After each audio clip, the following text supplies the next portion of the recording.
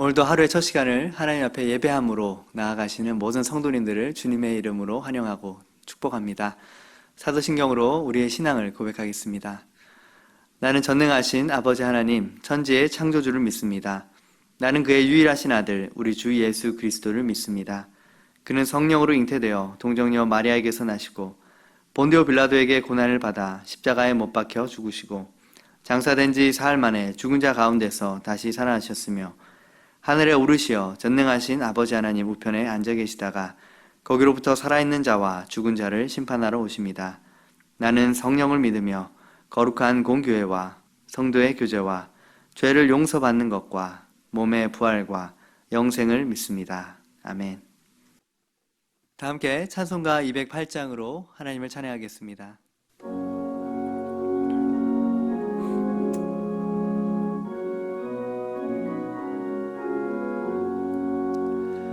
내 주의 나라와 주 계신 성전과 피 흘려 사신 교회를 늘 사랑합니다. 내 주의 교회는 전성과 같아서 눈동자같이 아끼사 늘 보호하시네. 이 교회 위하여 눈물과 기도로 내 생명 다하기까지 늘 봉사합니다. 성도의 교제와 교회의 위로와 구주와 맺은 언약을 늘 기뻐합니다. 하늘의 영광과 베푸신 은혜가 진리와 함께 영원히 시온에 넘치네.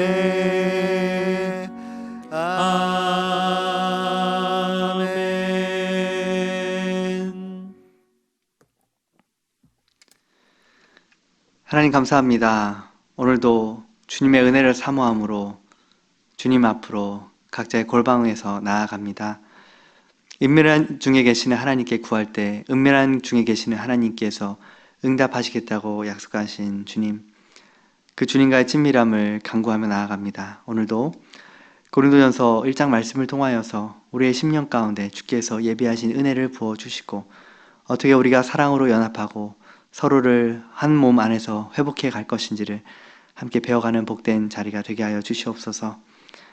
지혜와 계시형을 주사 하나님을 알게 하시고 우리의 마음의 눈이 열려지는 시간 되게 하여 주시옵소서. 감사드리며 예수 그리스도의 이름으로 기도합니다. 아멘. 하나님께서 오늘 우리에게 주시는 말씀은 고린도전서 1장 26절에서 31절 말씀입니다. 오늘 말씀을 제가 봉독하여 드리겠습니다. 형제들아, 너희를 부르심을 보라. 육체를 따라 지혜로운 자가 많지 아니하며 능한 자가 많지 아니하며 문벌 좋은 자가 많지 아니하도다. 그러나 하나님께서 세상에 미련한 것들을 택하사 지혜 있는 자들을 부끄럽게 하려 하시고 세상에 약한 것들을 택하사 강한 것들을 부끄럽게 하려 하시며 하나님께서 세상에 천한 것들과 멸시받는 것들과 없는 것들을 택하사 있는 것들을 패하려 하시나니 이는 아무 육체도 하나님 앞에서 자랑하지 못하게 하려 하심이라. 너희는 하나님께로부터 나서 그리스도 예수 안에 있고 예수는 하나님으로부터 나와서 우리에게 지혜와 의로움과 거룩함과 구원함이 되셨으니 기록된 바 자랑하는 자는 주 안에서 자랑하라 함과 같게 하려 함이라. 아멘. 오늘 고린도전서 1장 첫 시간인데요. 사랑으로 연합하라 라는 제목으로 말씀을 나누기 원합니다. 고린도전서의 큰 주제는 사랑으로 행하라는 것입니다. 고린도전서와 고린도후서는 공통적으로 교회와 성도, 사역과 사역자에 관한 내용으로 가득 차 있습니다. 특히 이 고린도전서는 교회의 실질적인 문제들을 어떻게 해결해야 할 것인가, 이것에 대한 내용을 주로 다루고 있는데요. 사도 바울은 영적인 아비의 마음으로 고린도 교회를 영적인 자녀처럼 잘못된 부분들을 꾸짖기도 하고 책망하며 쓴 편지입니다. 초대교회의 지도자들은 바울의 다른 어떤 서신보다 고린도 전후서를 많이 인용하였다고 합니다. 이 편지는 교회의 문제들에 대한 실제적인 교과서입니다. 고린도는 그리스의 남부 지역인 아가야 지방의 중요한 상업 도시였습니다. 인구가 약 60만에서 70만 정도 되는 대도시였는데요. 헬라의 남북 통로는 고린도를 반드시 통과해야 했기 때문에 동서무역의 그런 중심지였습니다. 로마 제국의 다른 대도시들처럼 고린도에도 체육이 성행했고 당시 올림픽의 버금가는 큰 경기들을 자주 개최했다는 사실을 우리는 고린도전서 9장 말씀을 통해 알 수가 있습니다. 그리스 신화에 미의 여신 아프로디테 신전이 있었고요. 1000명 이상의 여자 사제들이 있었고 그로 인해서 도덕적으로 굉장히 문란한 도시였습니다. 고린도라는 단어 자체가 부요와 사치, 술 취함과 방탕이라는 말로 여겨질 정도로 또 이러한 방탕의 도시, 향락의 도시였습니다. 고린도 교회는 사도 바울이 2차 전도 여행 당시에 마게도니아를 지나서 아덴을 거쳐 고린도에 와서 1년 6개월 동안 머물면서 복음을 전하고 개척하여 세운 교회입니다. 고린도에서 바울은 로마에서 온 아굴라와 브리스길라 집에 이숙하면서 유대인의 회당에서 전도하면서 큰 성공을 거두었습니다. 바울은 별 어려움 없이 여러 날을 더 머물다가 그곳을 떠나서 안디옥으로 돌아와 제2차 전도 여행을 마무리 지었습니다. 그가 안디옥으로 돌아오는 길에 에베소에 잠시 들렸을 때 동행했던 브리스길라와 아굴라가 그곳 에베소에 머물게 되기도 했습니다. 그렇게 고린도 교회는 성장하였지만 교회가 성장하면서 여러 가지 문제에 봉착하게 되었는데요. 교회 성도들이 이 문제를 해결하기 위해 사도 바울에게 편지를 썼습니다. 고린도전서를 쓸 당시 바울은 제3차 전도여행으로 에베소에 장기간 머물면서 사역을 하고 있었습니다. 고린도 교회는 참으로 놀라운 교회였습니다. 모든 언변과 지식이 풍족한 교회였고 그리스도의 증거가 견고했고 은사에 부족함이 없는 그러한 교회였습니다. 그러면서도 참 많은 문제를 가진 교회였습니다. 무엇보다 교회가 바울파, 아볼로파, 베드로파, 그리고 그리스도파 네 그룹으로 분열되어 있었기 때문입니다. 그래서 고린도 교회에 가장 중요했던 것이 바로 서로를 향한 그리스도의 사랑이었습니다. 성령의 은사가 사랑 가운데 나타나지만 사랑 가운데 나타나는 것, 이것이 진정한 그리스도인의 삶의 모습입니다. 고린도전서는 성도들의 질문에 대답하는 형식으로 기록되어 있는데요. 무엇에 대하여서는 이라는 표현이 자주 등장을 합니다. 바울은 성령의 인도함을 받으며 아비의 마음을 가지고 그들의 질문에 답변하는 형식으로 편지를 썼습니다. 고린도전서의 전체적인 구조를 함께 살펴보면 먼저 서론 부분은 1장 1절에서 9절 문안 인사와 감사로 시작이 됩니다. 그리고 교회 소식에 대해서 답변하는 내용이 1장에서 4장까지 그리고 5장, 6장에 걸쳐서 나타나는데요. 1장에서 4장은 분파 문제에 대해서 어떻게 해결할 것인가 이 부분에 대해서 그리고 5장에서 6장은 음행의 문제를 어떻게 해결할 것인가에 대해서 다루고 있습니다. 그리고 세 번째 단락에서는 교회의 질문에 대한 답변을 하고 있습니다. 7장에서는 결혼에 대해서 결혼과 또 미혼자에 대해 과부에 대해 이혼에 대한 문제를 제안하고 있고요. 8장에서 11장은 우상의 재물에 대한 문제를 다루고 있습니다. 또 12장에서 14장은 성령의 은사를 어떻게 사용할 것인가, 또한 사랑이 가장 큰 은사임을 강조합니다. 15장에서는 부활에 대해, 16장에서는 연보, 구제, 헌금에 대한 주제로 말씀을 나누고 있습니다. 결론적으로 바울은 교회 안에서 해결해야 되는 모든 문제는 율법으로서 해결할 수 있는 것이 아니라 사랑으로 해결해야 함을 강조하고 있습니다.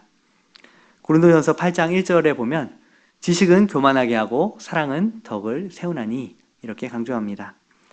바울은 고린도 교회의 문제를 다룰 때 목자로서 약점을 함께 짊어지고 형제로서 권면하며 또한 영적 아비로서 사랑하는 자녀를 대하듯 그들을 대하며 이 글을 썼습니다.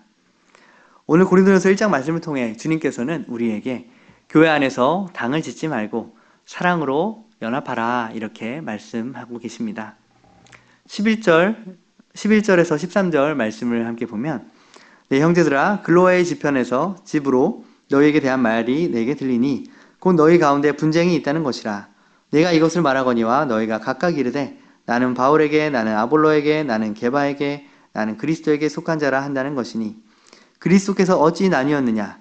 바울이 너희를 위하여 십자가에 못 박혔으며 바울의 이름으로 너희가 세례를 받았느냐.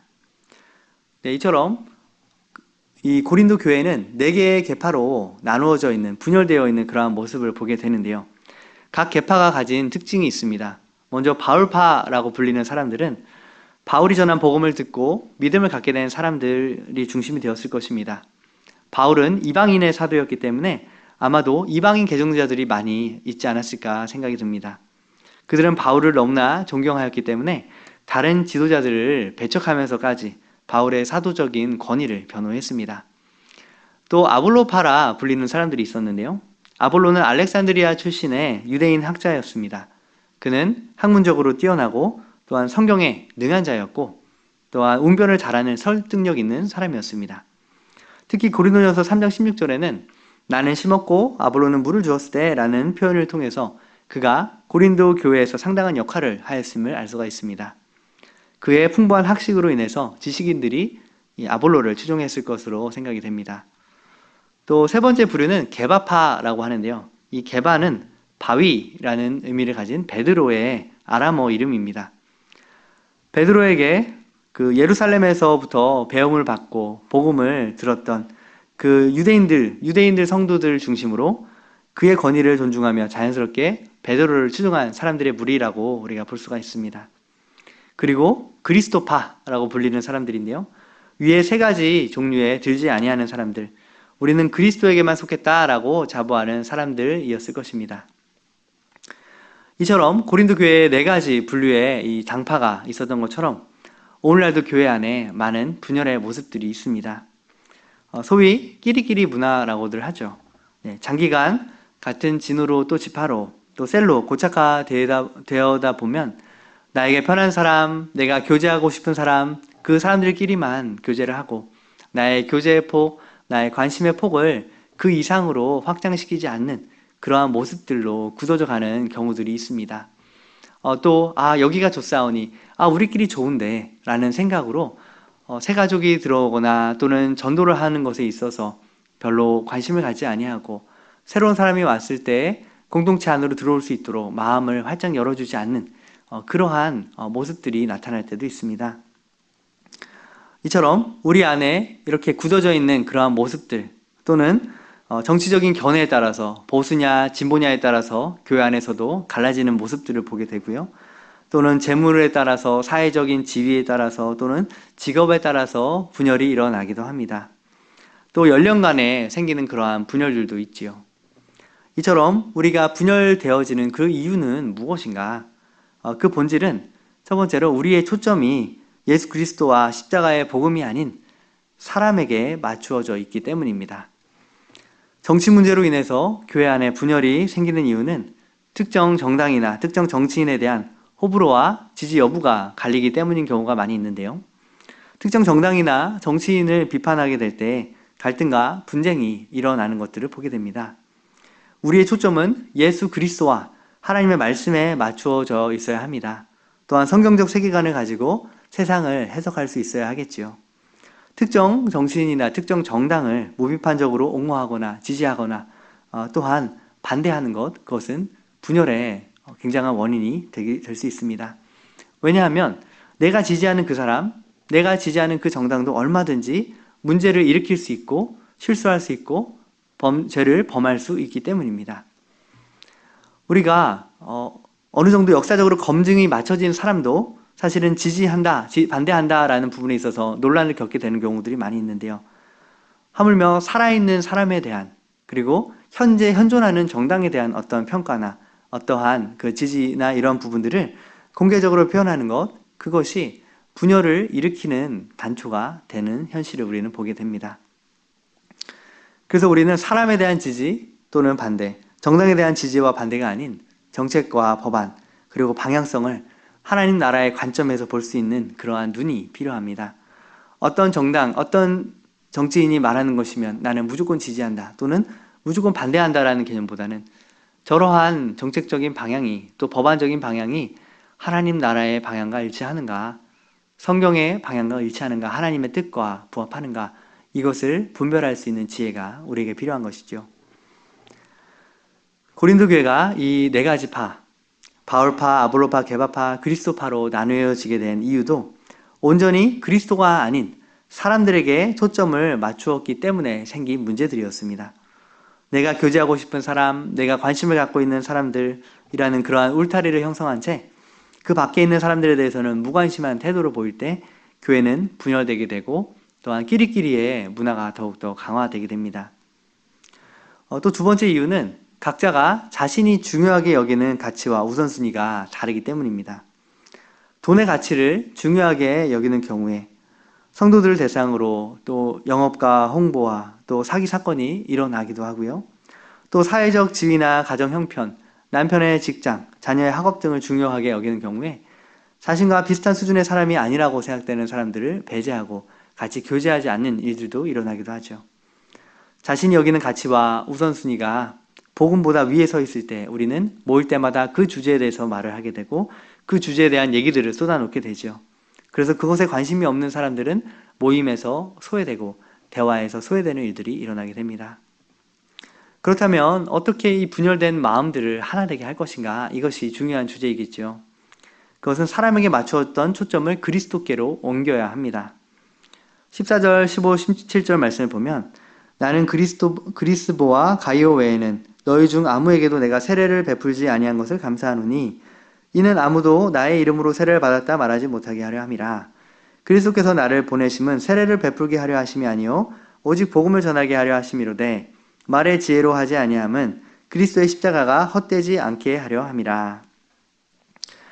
바울은 자신이 많은 사람들에게 세례를 베풀지 않은 것에 대해서 오히려 감사한다 이렇게 표현하고 있는데요. 그 이유는 나는 바울에게 세례받은 사람이다 라고 이렇게 말하는 바울파를 양산할 그 위험성을 조금이라도 줄일 수 있기 때문입니다. 바울은 자기 사람을 만드는 것에 초점을 두지 않았고요. 십자가 복음을 전함으로써 이 땅에 하나님의 나라를 세워갈 그리스도의 사람들을 세우는 것에 초점을 맞추었습니다. 나의 초점과 관심이 특정 인물에 맞춰져 있지는 않습니까? 또는 사람들을 주님께 초점을 맞추려 하기보다는 나에게 초점을 맞추게 하고 나에게 관심을 갖는 것에 목표를 또 관심을 두고 있지는 않습니까? 때로는 특정 목회자를 따르고 지지하는 것, 그것도 우상이 될 수 있음을 우리는 기억해야 합니다. 고린도 교회가 아볼로, 바울, 게바와 같은 그러한 하나님의 사람들, 또 하나님의 말씀을 전하는 사람들, 또 그들을 지지하는 사람들로 갈라져 있었음을 우리는 보게 되지요. 목회자를 통해서 선포되는 말씀을 들을 때 그것이 그 말씀을 전하는 사람이 아니라 그 사람을 통해서 우리에게 말씀을 전해주시는 하나님께 초점이 맞춰지는 것, 그것이 가장 중요합니다. 히브리서 12장 2절 말씀을 보면 믿음의 주요 또 온전하게 하시는 이인 예수를 바라보자. 그는 그 앞에 있는 기쁨을 위하여 십자가를 참으사 부끄러움을 개의치 아니하시더니 하나님 보좌 우편에 앉으셨느니라. 우리의 초점은 믿음의 주요 온전케 하시는 예수 그리스도를 바라보는 것에 맞추어져 있어야 합니다. 또한 우리가 이 분열된 마음을 하나 되게 하기 위한 두 번째 원리는 복음보다 우선되는 자기 기준과 가치를 내려놓는 것입니다. 22절부터 25절 말씀을 보면 유대인은 표적을 구하고 헬라인은 지혜를 찾으나 우리는 십자가에 못 박힌 그리스도를 전하니 유대인에게는 거리끼는 것이요 이방인에게는 미련한 것이로되 오직 부르심을 받은 자들에게는 유대인이나 헬라인이나 그리스도는 하나님의 능력이요 하나님의 지혜니라. 하나님의 어리석음이 사람보다 지혜롭고 하나님의 약하심이 사람보다 강하니라. 유대인들은 표적과 기사와 이적에 관심이 많은 사람들이었습니다. 마치 구약시대를 보면 홍해가 갈라지고 하늘에서 만나가 임하고 불이 떨어지고 이러한 기적들, 또 병든 자를 치유하고 죽은 자를 살리고 능력 사역을 행하는 것, 이것에 그들은 많은 관심이 있었습니다. 그런가 하면 헬라인들은 지혜에 관심이 많은 사람들이었습니다. 그래서 이들은 철학이 발달하였고 또 이 세계의 기원이 무엇인가 라는 주제로부터 시작해서 인생의 목적이 무엇인가, 또 참된 지혜가 무엇인가, 이런 것에 관심이 많았습니다. 그들에게는 그들의 이성을 자극해줄 심오한 지혜와 가르침이 주된 관심사였습니다. 우리에게도 각자가 관심을 많이 갖고 있는 그런 분야들이 있을 것입니다. 고3 자녀를 두신 부모님의 경우에는 학업과 진로, 또 대학 입학에 대한 다양한 정보들, 이것에 관심이 많이 있으실 것이고요. 또 대학교 4학년 자녀를 둔 부모님들은 취업에 대한 또 정보, 그것에 관심이 많이 있으실 것입니다. 30대 미혼 자녀를 두신 분들은 결혼에 대한 여러 가지 관심을 가지고 계실 것이고요. 또 재테크, 주식, 사업, 투자를 하시는 분들은 여러 가지 어떻게 하면 내가 가진 자산을 더 풍성하게, 더 부유하게 할 수 있을까? 이것에 관심이 많이 있으실 것입니다. 또 요즘 뜨겁게 가열되고 있는 수많은 또 정치, 또 경제에 대한 여러 이슈들, 이런 것에 관심을 갖는 분들도 계실 것이고요. 그런데 이러한 나의 관심사가 주님으로부터 나의 시선을 빼앗아가고 나의 우상이 될 수 있음을 기억해야 합니다.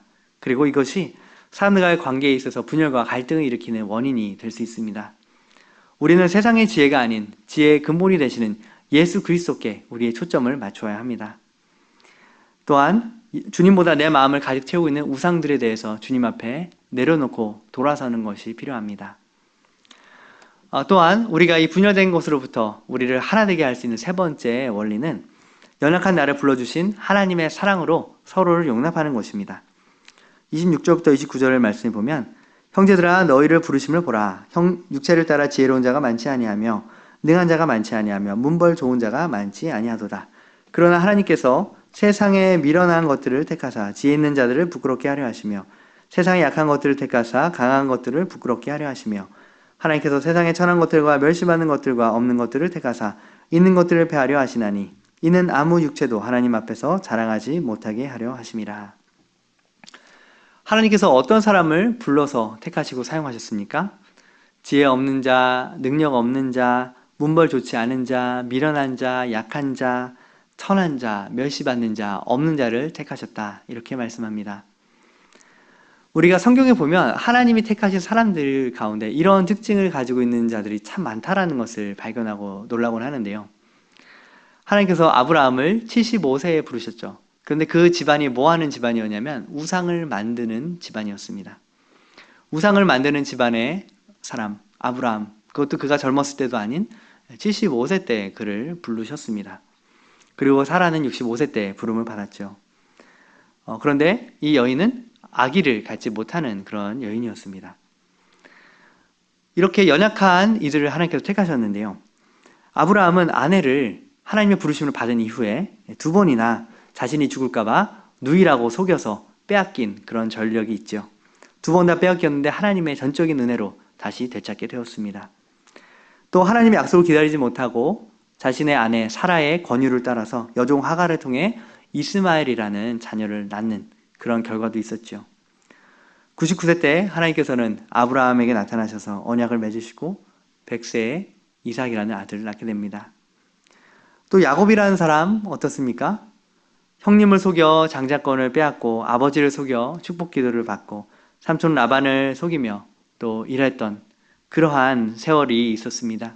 하나님께서는 이 야곱을 이스라엘이다, 하나님과 겨루어 이긴 자다라는 칭호를 주시기까지 끊임없이 그를 연단하시고 훈련하셨습니다.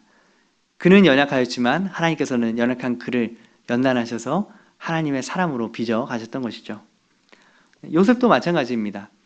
요셉의 삶을 보면 우리는 긍정적인 부분들 많이 보지만 그가 얼마나 그 형제들의 잘못에 대해서 아버지께 고자질을 하였고 아버지의 과보와 편애 속에서 자라면서 얼마나 철없이 행동했기에 형제들이 그를 죽이려고까지 했을까 상상을 해보게 됩니다. 종으로 팔려간 그 집에서 유혹을 거절했다가 왕궁의 감옥에도 갇히게 되고 여러 가지 어려운 상황들을 많이 겪었던 자가 바로 이 요셉이었죠. 하지만 요셉이 하나님을 의지하고 또 하나님께서 그와 함께 하심으로 결국은 그를 애굽의 총리로까지 세워주셨습니다. 결국 요셉이 잘나서가 아니고요, 하나님의 전적인 은혜였음을 보게 됩니다. 또 모세도 마찬가지죠. 모세도 이 이스라엘 집안의 남자아이로 태어나서 죽을 수밖에 없는 위험 가운데 있는 이 아이. 이 아이가 날강물에 갈대상자 안에 들어가 그렇게 던져졌을 때 하나님께서는 바로왕의 공주를 보내셔서 그를 자녀 삼게 하고 40살까지 왕궁에서 또 사람을 한 명 죽이고 40년을 또 광야에서 보내면서 철저하게 모세를 낮추시고 연단하시고 훈련하셨습니다. 그래서 하나님께서 이 모세를 부르셨을 때 그의 모습이 어땠는가? 양치기 40년을 해서 혀가 뻣뻣하고 자신감도 없고 철저하게 낙심하고 무너진 상태에 있는 모세를 하나님은 부르셨습니다. 하나님이 모세를 설득하시는데요. 모세가 무려 6번을 거절을 하는 내용이 등장을 합니다. 이처럼 우리가 아는 모세는 굉장히 위대한 선지자이고 하나님과 대면하여 아는 자다 이렇게 알고 있지만 하나님이 모세를 부를 때의 장면을 보면 하나님이 정말 낮고 천한 자, 능력이 없고 자신감이 하나도 없고 자존감도 완전히 무너진 사람 하나님이 불러서 하나님의 사람으로 세워가시는구나 이것을 보게 됩니다. 기드온도 마찬가지입니다. 우린 기드온 하면 306사 대단한 장군이다 생각할 수 있죠. 하지만 이 기드온은 사실 겁쟁이였습니다. 미디안의 약탈을 피해서 포도즙 틀에 숨어가지고 곡식을 타장하고 있던 사람이 바로 이 기드온이었습니다. 그런 기드온을 하나님의 천사가 찾아가서 큰 용사여 하나님이 너와 함께 계시도다 이렇게 불러주셨죠. 아마 기드온도 어리둥절했을 겁니다. 나 같은 겁쟁이가 무슨 큰 용사인가. 하지만 하나님께서는 그를 택하셔서 300명의 용사를 가지고 수만 명의 이 미디안들과의 이 전쟁을 주님께서는 승리하게 하시는 열매를 보게 하셨죠.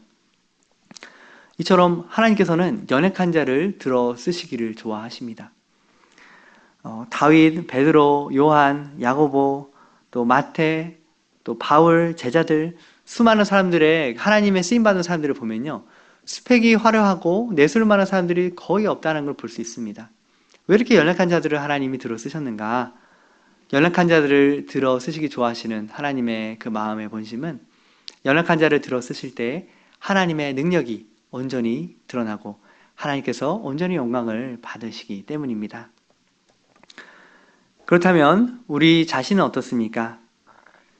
자격 요건이 완벽하게 갖추어져서 예수 믿으신 분 계십니까? 내가 자격이 돼서 예수님이 나를 위해 십자가에 달려 죽으신 것이 아닙니다. 내가 자격이 돼서 하나님이 나를 자녀 삼아 주신 것 아닙니다. 인간적인 기준으로는 도저히 불가능함에도 불구하고 전적인 하나님의 은혜와 사랑으로 우리를 불러주셨습니다. 이런 연약한 우리를 있는 모습 그대로 받아주신 하나님의 사랑, 우리를 용서하시고 자기 생명을 주시기까지 우리를 품어주신 그 은혜로 인해서 우리가 지금 이 자리에 있는 것이죠. 그렇기 때문에 내가 이러한 사랑을 받은 자, 내가 이러한 용납을 받은 자라는 사실을 우리가 알 때 우리는 나와 다른 사람을 품어줄 수 있고 그를 용서할 수 있습니다. 마지막으로 분열과 모든 갈림 속에서 주 안에 하나 될 수 있는 방법은 주님만을 의지하고 자랑하는 것입니다. 30절 31절입니다. 너희는 하나님으로부터 나서 그리스도 예수 안에 있고 예수는 하나님께로부터 나와서 우리에게 지혜와 의로움과 거룩함과 구원함이 되셨으니 기록된 바 자랑하는 자는 주 안에서 자랑하라 함과 같게 하려 함이라. 아멘. 우리는 예수 그리스도 안에서 이미 모든 것을 받은 자이고 모든 것을 가진 자입니다. 지혜가 부족하십니까? 하나님이 예수 그리스도가 우리의 지혜가 되십니다.